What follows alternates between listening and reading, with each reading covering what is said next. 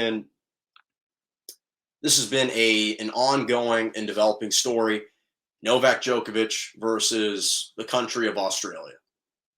That's really been the storyline in the tennis world. Obviously, the 2022 Australian Open just got underway yesterday, I guess, because of the time change in Australia. It started out Monday Australian time, Sunday, obviously, in the United States. So Djokovic lost out on his second visa appeal and therefore has been officially prohibited from competing in the 2022 Australian Open.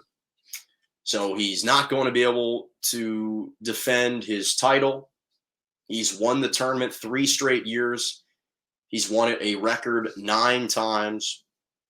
He's obviously tied for the most men's singles Grand Slams with Roger Federer and Rafael Nadal with 20. Although Rafael Nadal is actually playing in this Australian Open. He won his first round match yesterday. He's the only current player in the draw to have won the Australian Open before. So this was a really interesting story to watch, because I think it really could have set a precedent moving forward as to the true leverage, the true cachet, the true power of prominent individuals in countries and whether or not they can circumvent the rules. And obviously Djokovic, his visa was initially canceled because of the lack of a medical exemption. He was denied a medical exemption for his vaccination status to play. Then he appealed it, got it appealed, so he was no longer detained. And again, initially the tournament's position was that he had been granted a medical exemption, but then the government stepped in, they intervened, and the Australian immigration minister denied his visa and said that it was a public safety hazard for him to remain in Australia because it was stoking and sparking all kinds of outrage in Australia. And then 3 federal courts ended up corroborating and affirming that minister's decision. So that's why Novak Djokovic right now isn't playing in this year's Australian Open. He tried to appeal it and it lost. Now, I'm not here to push any agenda. I'm not here to encourage or to discourage people to get vaccinated. That's their choice. But for Novak Djokovic to look at himself in the mirror and say, the reason I'm not competing in this year's Australian Open, the reason why I am depriving myself of a golden opportunity to win a record-setting Grand Slam is because of my personal ego, because of my personal sense of entitlement. That's what it is. I don't really have much sympathy for Novak Djokovic in this instance, because he's known all along what Australia's position has been. They are one of the most stringent countries when it comes to COVID-19.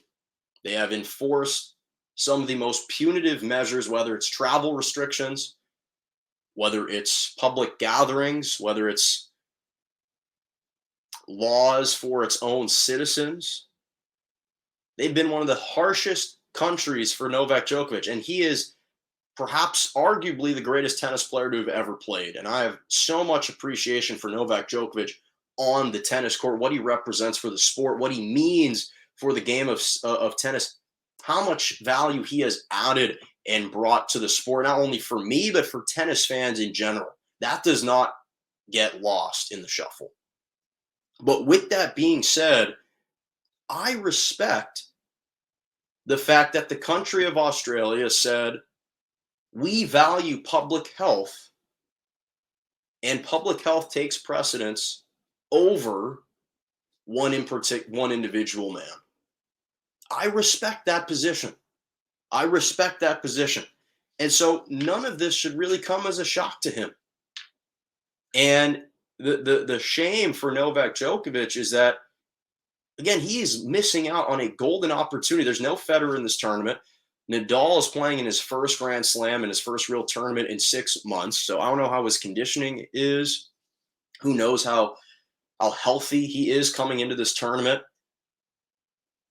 And because of Djokovic's off the court problems, and sometimes on the court problems, we saw again in the US Open how he cost himself a title when he hit a line judge in the throat with the ball out of frustration. He's just shooting himself in the foot. And again, I've always maintained the position that people can choose whether or not they want to get vaccinated, but I've always thought that athletes in any sport that they should be vaccinated, because the number of people that they interact with, the fans, the media, the different cities that they're traveling to constantly, for athletes, it's the most pragmatic and prudent thing to do to get vaccinated. We've seen across other sports how much it can hamper a team's ability to win. In the NFL, with the Minnesota Vikings, Kirk Cousins, the quarterback of the Minnesota Vikings, couldn't play in their biggest game of the year against the Packers that would have kept them in the playoffs because he tested positive for COVID. And the quarantine time for him was a lot longer, was 10 days versus just 4 or 5 days if you were vaccinated. So he wasn't able to be there for his team. Kyrie Irving, we've seen in the NBA. He's costing his team because he can only play in road games, which even the road games was a stance that the Nets just kind of capitulated to. He can't play in home games. Who knows how that's going to impact the team moving forward in the postseason, especially now that Kevin Durant is gone for 4 to 6 weeks. That's costing his team. So the point is, there are more negatives I'd say really there are more positives than negatives when it comes to athletes getting vaccinated, but you can do more damage if you don't get vaccinated, just because you can't always be present. And we also don't know how it's going to impact his ability to play in future tournaments. The French Open in France at Roland Garros. France just announced that people are going to need to show proof of vaccination. There's going to be a proof of vaccination requirement to enter France. So now that's another Grand Slam that he likely won't be able to compete for at this very moment in time. That tournament takes place in May. I have a hard time believing that France is going to move off that stance in 5 months. Wimbledon in England, the UK, they're one of the harshest countries right now when it comes to COVID restrictions. Are they going to balk? Are they going to buckle for Novak Djokovic? I don't think so. Who knows what the U.S. Open, how the U.S.'s stance might or may not change. I'm not sure. So if you're Novak Djokovic and you're looking at the Grand Slam landscape right now and you're saying, okay, I don't want to get vaccinated, you might just cost yourself opportunities to set to break history.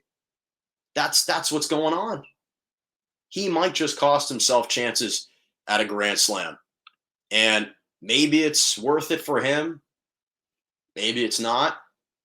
If he truly, if winning Grand Slams is truly his number one priority, then he's doing himself a disservice by not getting vaccinated. Because right now we're seeing the effects of his decisions. And so setting aside, personal beliefs about what he thinks about the vaccination, the pragmatic thing to do for him is to get vaccinated just so that he can simply play in the tournaments. Because again, I have a hard time imagining that France and potentially England or the UK are going to quiver and turn a blind eye to Novak Djokovic, especially after the stance that Australia took.